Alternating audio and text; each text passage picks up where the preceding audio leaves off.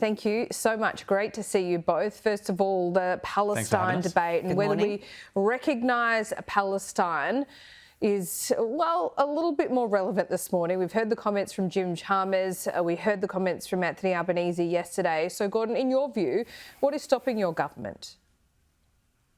Well, look, it's been the long-standing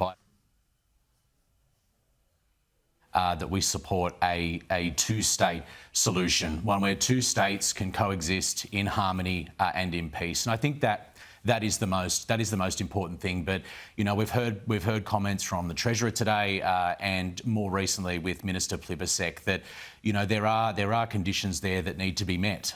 One of those is Hamas. Hamas is a registered terrorist organisation that inflicts harm and chaos on a population, and that's something that just can't continue to happen. But at the end of the day, the government supports a two-state solution. Di? Look, I suppose partly agree with Gordon there, but in terms of, I think that for me it's very important for a ceasefire to take place. It's very important that the innocent lives of people being killed through the war machines have to cease. And I think I also would call Hamas to the table to release those hostages so that actually peace can proceed and peace talk can proceed. In terms of the two-state solution, it is also something that I would support. But I suppose in a two-state solution, that means the state of Palestine has to also exist. So I think that from my perspective, really, in order for us to have that conversation, or not us, but I suppose in order for that to proceed, both sides have to agree to a proper ceasefire. And I've mentioned this before, the problems, the issues there are so intractable. It's just, I just don't know how, as Australia, we can stop that. And it is something that even Yitzhak Rabin, the former Prime Minister of Israel, you know, tried and was assassinated for. So I think that it is a very complex, you know, issue in the Middle East there, in that part of the Middle East. And I think the best that we can call for is peace and ceasefire, and that Hamas to release the hostages and Israel to stop bombing. OK, let's talk about YouTube. And now we saw this announcement yesterday from the Communications Minister. But Di, a great headline. How this is done in practice, a little bit different, perhaps more difficult. Any concerns? Look, I have actually, you know, I opposed the social media ban for under 16. I think that, you know, we've had, you know, groups that have come to, you know, talk to us, especially people who are supporting young people, that they feel that the way that the government is pushing this ban will actually have impact on especially young people.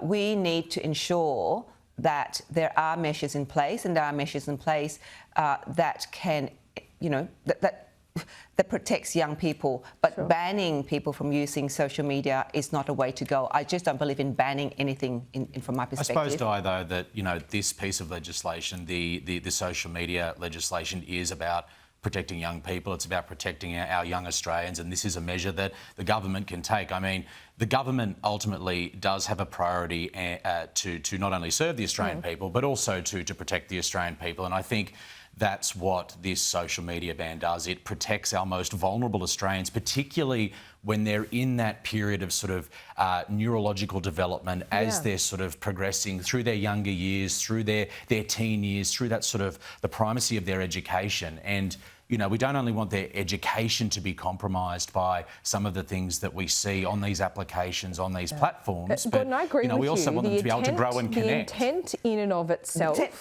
has a really profound effect. It helps parents like myself say, you know, I said to my 8-year-old, you know, the government banned YouTube. She said, I thought they already did that. I was like, oh, yeah, I told her that when they did Instagram.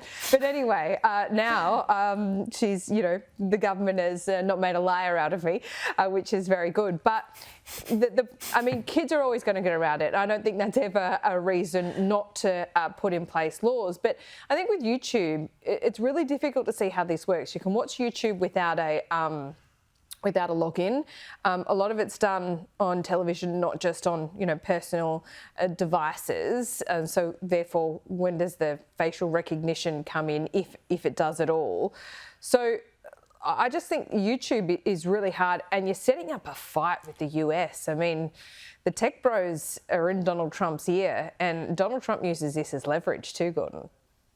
Yeah. Look, I think at the end of the day, it's a team effort. The government is setting up the framework. It's setting up the legislation to protect children, to protect our most vulnerable, but also to assist parents so that they're able to parent in a safe way that protects their children from the online dangers of harm from those applications and from those streaming services. And this isn't saying that everything on YouTube is bad. I think back to when I was in high school.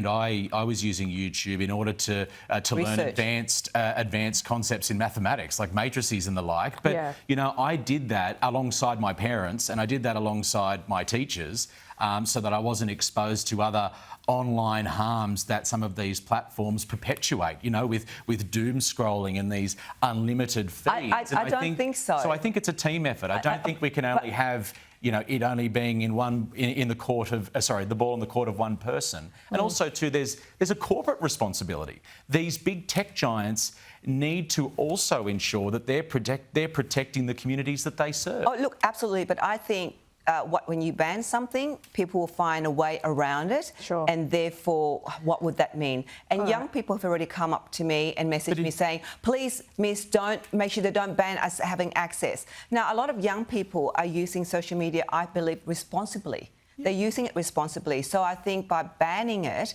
are we creating danger? And the other part of this whole social media ban is, what does it mean about identity, getting, us to, upload to ensure that our privacy information, to ensure that we are above a certain age to access this kind of social media platform. So there's a lot of other ramifications that we need to consider. I've got to say, I disagree with that because, we need to make sure that we protect our kids. That's the number one priority. Oh, absolutely. I agree. And what this legislation does is it goes to protecting those young Australians. And I think that if we just sit here on our hands and do nothing, then we're only going to see a perpetuation and an increase in the harms done to our young children by some of these giants. But you stop kids accessing information that will help them as well. And they can still access information with parents and also with teachers and the like in a controlled manner. But they do have access to that with teachers in particular, parents who work a lot of the times.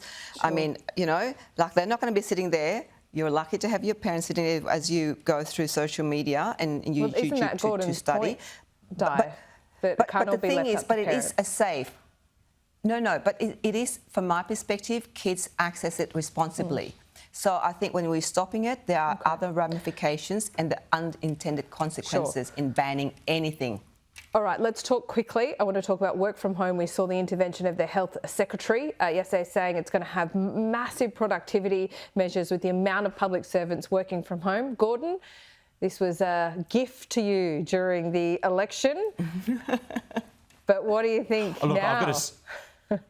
Look, I've got to tell you, my constituents in the electorate of Robertson are and still are extremely supportive of working from home measures. Of course they are, because they're not having to worry about the productivity issues. What about what the Secretary says?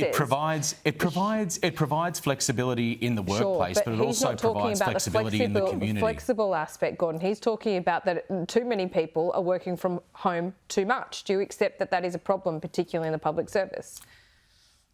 Look, what I would accept is that people in my community and right across Australia continue to want working from home because it is a flexible workplace arrangement. I still remember one key moment in the 2025 federal election. I was standing at Woy Woy train station.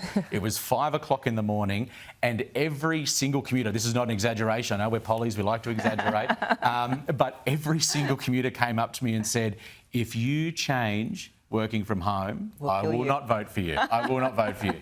And I, at that moment, went, right, this is a big issue within our community. People want to be able to work from home, particularly too from a commuting electorate like Robertson and Dobell. You know, we have lots of people going to Newcastle, to Sydney, to Wollongong, and what about the quid pro quo? And they can continue to undertake. They can continue to undertake their work from home. When it comes to, we've had Business New South Wales today, on behalf of employer groups, say that's fine. People can work from home. We get that's part of the modern world now and arrangements, but perhaps they shouldn't have penalty rates. If you're working from home, why should you be getting, double time and a half if that's the case?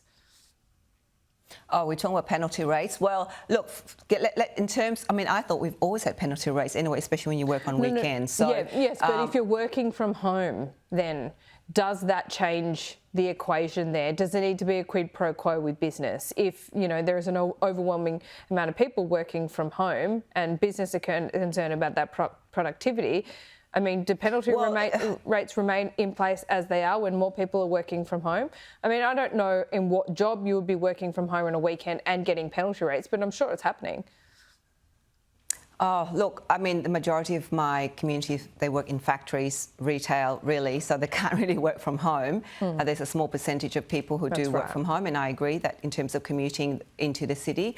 But if those people commuting into the city are mainly office workers, professionals, really, and I don't think they normally work from on a weekend from home, on a Saturday or Sunday. It's mainly Monday to Friday. It's the office works on Monday to Friday. So I think that if you work Monday to Friday, you work from home. Obviously, there's going to give and take for businesses because you cut the cost down of having to pay for commute travel. What if you're a telehealth nurse that's working from home?